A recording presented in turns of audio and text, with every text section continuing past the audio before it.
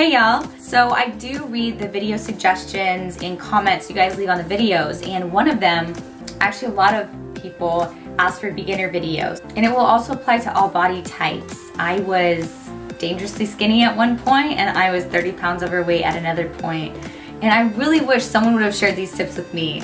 Probably 100 different tips that I could give you guys, but here are my top 10. The first tip I'm going to give you guys is have a goal and start right now. Not on Monday, not next week, but like right now, this very moment. As you're watching this video, go ahead and write down your goals and why you have them, such as getting in shape for your husband, getting in shape for your kids, and most importantly, getting in shape for yourself. Post it everywhere, your fridge, your mirror, your phone background, everywhere, because it'll constantly remind you throughout the day to be driven, dedicated, determined, and will help you while you're going to the gym every day, eating that delicious salmon, sweating your life away, all of that. It'll help, I promise. Form and technique. It's extremely important when you're working out. If you aren't getting that full range of motion, you're just cheating yourself, such as doing a squat. If you do a squat and you don't go past parallel, which is the sitting position, you might burn some calories and you might even be a little sore, but you're probably not going to be getting the results that you want. You can fix this issue by do your own research. Look at my other YouTube videos. I do try to explain the movements at times, especially my 10 variations of squat. You can look up workouts online and how to perform them correctly. Also, if you can afford it, hire a personal trainer that can physically show you in person what to do. Write out a plan and bring it with you to the gym. Figure out what you will be training, what reps, what sets, so when you walk into the gym you feel more confident because you know what you're going to be doing. You won't be walking around like, what do I do next? I've done that. And you feel awkward. You also need to decide your muscle group split for the week. The traditional way of a split is to do, biceps and back, chest and triceps another day, legs and shoulders one day, abs and cardio another day. And the reason it's the traditional split is because when you're working out your back, you will naturally work your biceps because you're pulling on those exercises. And same goes for chest. When you're working out your chest, you will naturally work out your triceps because you'll be pushing. You can split up your workouts any way you want to. Mine is a little bit different. I like to train glute and hamstrings, biceps and triceps, shoulders and calves, quads, and then back, oblique, and abs. The reason I do my split that way is because I like to train legs twice a week. I don't want to isolate a whole day just to do chest workouts. And also I like to get my arms out of the way in one day so they stay small and toned the rest of the week. You can do your split any way you want. That is all preference. Also, how many reps and sets to do. For a beginner, I would suggest doing 4 different exercises per muscle group. So 4 for biceps, 4 for triceps, and doing 3 sets of 12 to 15. Of course, there's all these different variations, but that is a perfect beginner way to start. Find an area in the gym to do your stretches. While you're doing these stretches, you can kind of look around the gym and see where everything is located. This will help prepare you. When you walk upstairs, you're not like, where's everything? But stretching is also important when you're lifting weights because you're really lengthening those muscles. Stretching them out, you're helping put blood flow into those muscles before you start working them out. What kind of stretches to do? You can look up all these different ones. Try to do at least 5. Hold each of those stretches for 30 seconds and repeat twice. You can even do 10 different ones if you want. It's up to you. It's your preference. Start easy and progress. I've known some beginners, and I've been that beginner, where you walk in the gym, you rec shop, and then you don't come back for a month because you are so sore and scared from doing that again. That is no fun. Don't do that. Make sure you're performing each exercise slowly and with good form. And if you're doing, let's say, 3 sets of 12 reps on an exercise, and on that 12th rep, you set down the weight and knew you could have done 15 reps, up the weight. You want to be careful, but also challenge yourself. And when it comes to resting between sets, try not to rest longer than 30 to 60 seconds. Some exercises are circuit training, and I'm a huge fan of that. And it counts for cardio. It's like a win-win. I hate cardio. I'll do anything to avoid cardio, so circuit training is great. Perfect. Sometimes you'll see bodybuilders, they will do, 5 reps of something, and then they'll go walk around, go text, go to get a drink of water, flirt with some girl, and then come back because they want to get their heart rate all the way down to resting.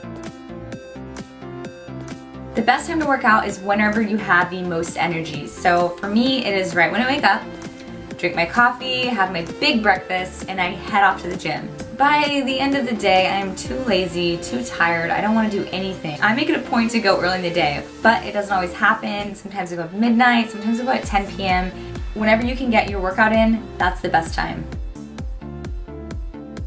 I think this is a very common question that a lot of you guys have asked me too on my YouTube channel, as well as my Instagram, Facebook, all of those, and it's how to get through intimidation, especially for females. I mean, you walk into the weightlifting section and it's all males, and the truth is, it's hard not to feel intimidated and nervous about something when you're not an expert. I bet when you first started working, your very first job, you were a little unsure of yourself or nervous and probably intimidated. I know I was. My first job was an athletic shoe store called Athlete's Foot. And yes, it was very intimidating. I didn't even know anything about working out back then. I was 16 years old. The same goes for weightlifting. I felt very intimidated and awkward when I first started working out, especially when you're alone. You feel like everyone's looking at you and laughing at you for doing things incorrectly. You think you're gonna be on one of those memes like what not to do at the gym. But all those people that I thought were staring at me, I can't tell you what they look like.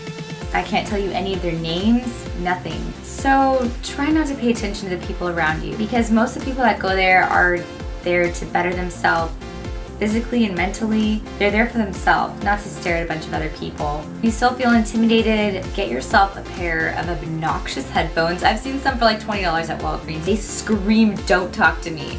That made me feel a lot more comfortable, is having headphones in, because you tune out everything around you. All you have is music and the weights. If a guy's looking at you, it's not because he's making fun of your form. It's probably because you're a cute girl in the gym. You're probably helping him lift more weight. So just look at him and say, "You're welcome." Okay, and now we're gonna get to the diet section. I have 3 important tips for diet. If you are serious about making these changes in your life, go get a big box. Take everything out of your pantry that's bad. All those snacks and cookies and chips and all those delicious things. Throw them away or donate them. You can give it to a neighbor. "Here, neighbor, take my fat food." And then go to the fridge and freezer. You know those delicious little Totino's pizzas in your freezer? Toss it. And those delicious little breakfast sandwiches, get rid of them. And all of those frozen French fries, diabetes in a bag. Once you've gotten rid of all these things in your freezer, fridge, pantry, then it's time to make a grocery list. I give detailed grocery lists to all of my clients, suggesting brands, what to look for, what not to look for. But as a few suggestions, stay away from the middle aisles in a grocery store. The middle aisles are gonna be where all the packaged, long shelf life, preservative foods are gonna be at.